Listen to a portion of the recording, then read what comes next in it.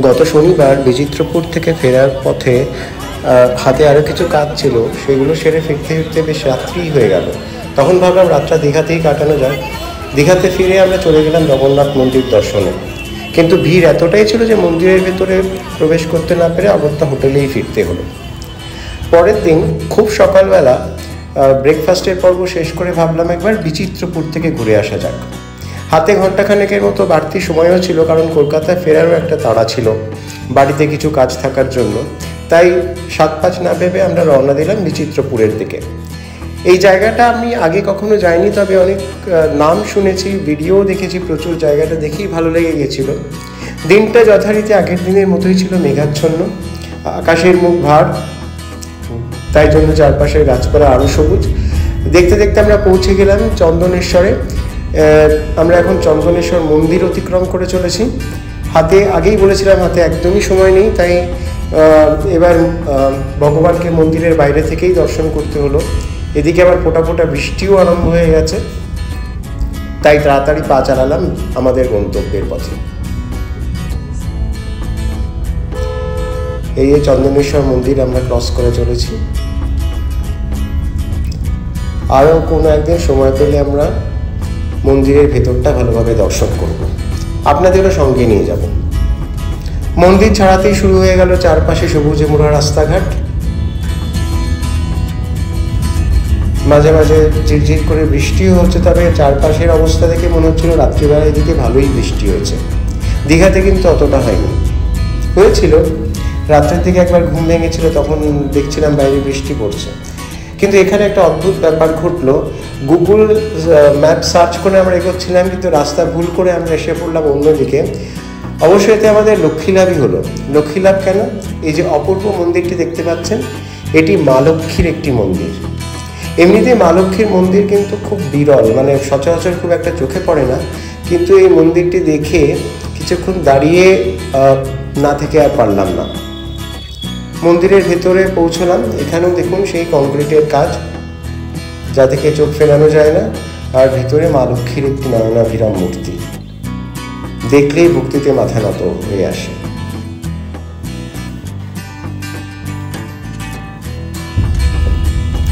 আবার আমরা ধরলাম আশেপাশের লোকজনকে জিজ্ঞেস করে বিচিত্রপুর পৌঁছানোর সঠিক রাস্তা।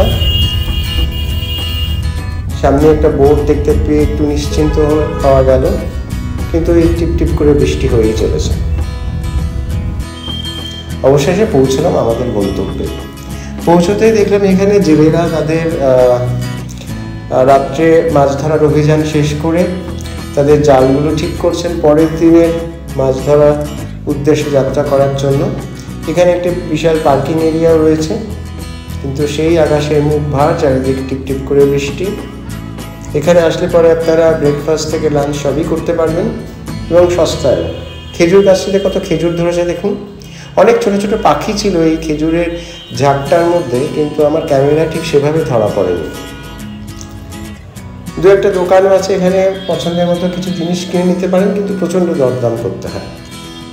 আর এই হচ্ছে বিচিত্রপুর। এটি সুবর্ণরেখা নদীর মোহনা, অর্থাৎ সুবর্ণরেখা নদী এখানে সমুদ্রের সাথে গিয়ে মিশেছে। সরু মিঠো রাস্তা বাঁধের মতন করা আছে। এই দুপাশে যে ঢালু জমিটি দেখতে পাচ্ছেন, জোয়ারের সময় এখানে কিন্তু নদীর জল ভিতর দিকে চলে আসে।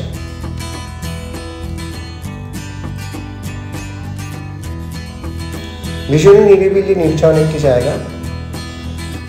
এইসব কাদামাটিতে প্রচুর ছোট ছোট একদম ছোট ছোট লাল কাঁকড়া দল ঘুরে বেড়ায়। দু একটাকে আমি ধরার চেষ্টাও করেছিলাম, কিন্তু ওই ক্যামেরা ফোকাস করতেই ছোট ছোট ম্যানগ্রোভ গাছের সার, যেটা সাধারণত সুন্দরবন অঞ্চলে বেশি দেখা যায়। কথা প্রসঙ্গে বলে রাখি, এই বিচিত্রপুর জায়গাটি কিন্তু বালাসোর ডিস্ট্রিক্টের মধ্যে পড়ে আমার যতদূর মনে হয়। আর এটা হচ্ছে এখানকার সেই মোহনায় যাওয়ার যে রাস্তা, তার আগে একটা সুন্দর গেট বানানো আছে। তবে এখানে এসে আমাদের একটু হতাশই হতে হলো। আমরা ভেবেছিলাম এখানে একটা বোট রাইড করব, কিন্তু যেহেতু এখন ভাটার টান চলছে, তাই বোট রাইড বন্ধ। এবং এখানে যেসব পর্যটকরা আসছেন তারাও রীতিমতো হতাশ হচ্ছেন, কারণ এখানকার মেন আকর্ষণ হচ্ছে ওই বোট রাইডটা। ওই বোট রাইডটা প্রায় 1 ঘন্টার মতন হয় এবং আপনাদের এখান থেকে অর্থাৎ এই জায়গাটা থেকে এই জেটিটা থেকে সোজা একেবারে মোহনার দিকে নিয়ে যায়, যেখানে সমুদ্রের সঙ্গে নদীটা মিশেছে এবং সেখানে মানে দুদিকেই ম্যানগ্রোভ গাছের ঘন জঙ্গল রয়েছে, প্লাস আপনার কিছু দ্বীপও রয়েছে যেখানে আপনি নামতেও পারবেন।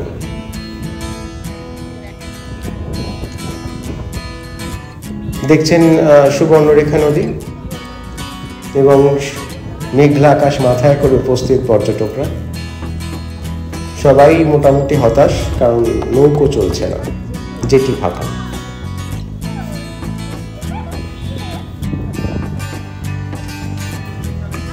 অনেকে বাচ্চাদের বুঝিয়ে সুঝিয়ে নৌকো চড়াবেন করে এনেছিলেন, কিন্তু যেহেতু দেখা গেল নৌকো চলছে না, বাচ্চারাও একটু অস্থির হয়ে উঠেছে।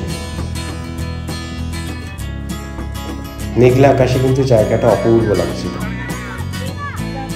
আর এই নদীপথ চলে গেছে মোহনার দিকে।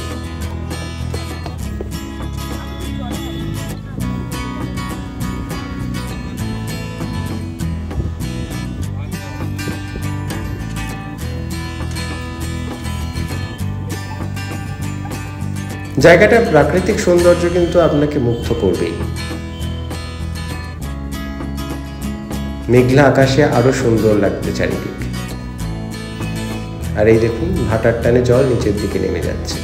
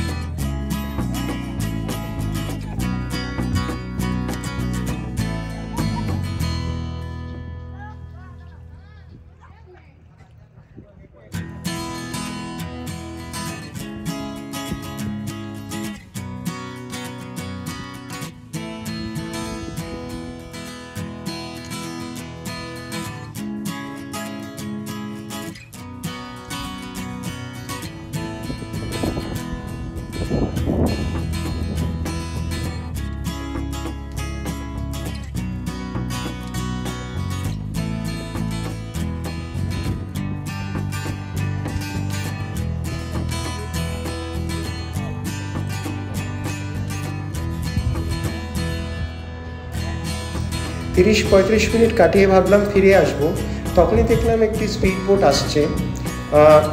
স্থানীয় মানুষকে জিজ্ঞেস করতে জানা গেল যে যারা লাস্ট ট্রিপে গেছিলেন তারা এখন ফিরে আসছেন।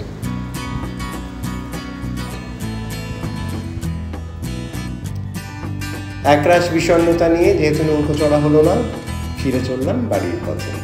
আবার দেখা হবে অন্য আরেকটি ভিডিওতে। সবাই ভালো থাকবেন, সুস্থ থাকবেন।